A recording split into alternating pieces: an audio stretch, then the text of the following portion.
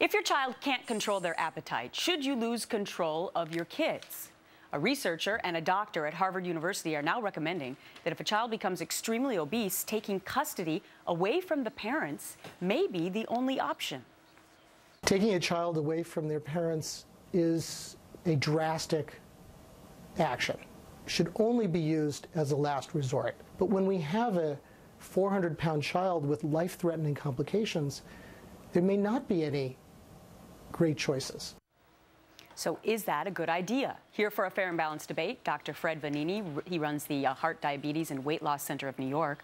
And joining me in Philadelphia, Dr. Art Kaplan. He's the director of the Center for Bioethics at the University of Pennsylvania. Good to see both of you, gentlemen. Thank you. Good morning. So, Dr. Vagnini, I understand that you believe that this could be a good idea because you believe that having an obese child within your home is a form of child abuse. No question about it. And where I'm coming from, I'm a bariatric physician. That means I specialize in weight loss. And with that, of course, comes heart disease and diabetes. I see this problem all the time. It is child abuse. Having an obese child is giving that child a death sentence. We now have more diabetes, heart disease, high blood pressure, and multiple problems in these children. I recently saw about a 12-year-old obese child, about 200 pounds or something like that, and the parents were there, and I'm looking at the three of them, and I say, something is missing here. And so I just came right out and said it. I said, you know, the both of you have a major weight problem. You know, it was like that was like a big shock to them. Here they're bringing the kid in. So most of these obese children, believe it or not, they do have obese parents, and there does have to be some type of health intervention. But Dr. Kaplan, how would we do that? Because I'm just trying to think through in my mind. So let's say the state comes in and says, we're going to take away your kid. Where do they bring the kid?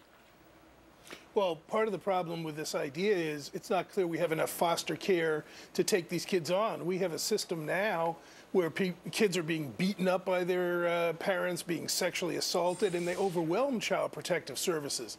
Secondly, we don't really know that if you move them to foster care, that's really going to change fundamentally the problem at the home. If you don't work with the parents and change those habits, then the kid's going back to the home, and we're going to be back at square one. So Dr. Vagnini, since you specialize in this, what would you recommend?